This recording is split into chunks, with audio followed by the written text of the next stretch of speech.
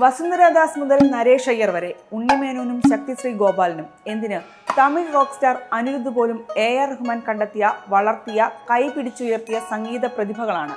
സംഗീതം കൊണ്ട് പ്രേക്ഷകരെ മാസ്മരിക ലോകത്തെത്തിച്ചതുകൊണ്ട് മാത്രമല്ല, പുതിയ പ്രതിഭകളെ കണ്ടെത്തിയതിനും സംഗീത ലോകത്തിന് സമ്മാനിച്ചതിനും കൂടിയാണ് അദ്ദേഹത്തെ ഇസൈപ്പുയലെന്നും സംഗീത സാമ്രാട്ടെന്നും മാന്ത്രികനെന്നും ഒക്കെ വിളിക്കുന്നത്. ഇപ്പോൾ അതിനെന്ത് സംഭവിച്ചു എന്ന് ചോദിച്ചാൽ, സംഗീത ലോകത്തിന് AR റഹ്മാൻ നൽകിയ പുതിയ സംഭാവനയെക്കുറിച്ച് അറിയണം. അതിൻ്റെ സാധ്യതകളും അനന്തരഫലങ്ങളും ചർച്ച ചെയ്യേണ്ടി വരും. അന്തരിച്ച ബംബാ ഭാഗ്യ, ഷാഹുൽ ഹമീദ് എന്നീ 2 ഗായകരുടെ ശബ്ദം AI ഉപയോഗിച്ച് പുനഃസൃഷ്ടിച്ച് പുതിയ ഗാനം പാടിപ്പിച്ചിരിക്കുകയാണ് ലാൽ സലാം എന്ന ചിത്രത്തിൽ AR റഹ്മാൻ.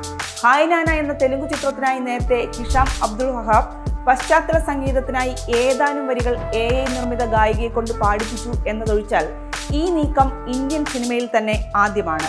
ഇതിനെതിരെ പല വിമർശനങ്ങളും ഇതിനോടകം തന്നെ ഉയർന്നു കഴിഞ്ഞു. ശാസ്ത്രലോകത്തെ കണ്ടുപിടുത്തങ്ങൾ മനുഷ്യരാശിയുടെ വളർച്ചയ്ക്ക് ഉപയോഗിക്കുന്നതിൽ തെറ്റില്ല. പക്ഷേ കലയിലും സംഗീതത്തിലും ഉപയോഗിക്കുന്നത് ഭീതിജനകമായ സാഹചര്യമാണെന്നാണ് ഗായിക കവിത കൃഷ്ണമൂർത്തി പ്രതികരിച്ചത്. AI പാട്ട് പാടിക്കാം, പക്ഷേ വികാരം എങ്ങനെ പ്രതിഫലിപ്പിക്കുമെന്ന് ചോദിക്കുന്നവരും കുറവല്ല. അന്തരിച്ച 2 ഗായകർക്കുമുള്ള ആദരമാണ്, അവരുടെ വീട്ടുകാരുടെ അനുമതിയുണ്ട്, പ്രതിഫലം വീട്ടുകാർക്ക് നൽകി എന്നൊക്കെയാണ് വിവാദങ്ങളോട് AR റഹ്മാന്റെ പ്രതികരണം. പക്ഷേ ഇത് പ്രതിഫലത്തിൻ്റെയോ അനുമതിയുടെയോ മാത്രം പ്രശ്നമാണോ?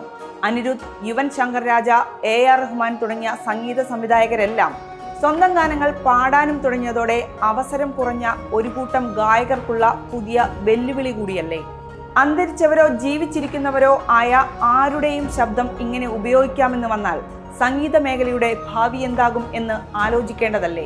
ജെന്റിൽമാനിലെ ഉസ്ലം കുട്ടി പെൺകുട്ടി മുതലുള്ള AR റഹ്മാൻ ഗാനങ്ങൾ പാടിയ ഷാഹുൽ ഹമീദിന്റെയും ബിഗിലിലെ കാലമേ വരെ കൂടെയുണ്ടായിരുന്ന ബംബാ ഭാഗ്യയുടെയും ശബ്ദം വീണ്ടും കേൾക്കാനാകുന്നത് സന്തോഷം തന്നെ.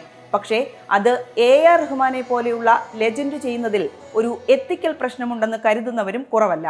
അപ്പോഴും അടുത്തത് AI യുഗമായിരിക്കുമെന്ന യാഥാർത്ഥ്യത്തെ തള്ളിക്കളയാനുമാകില്ല.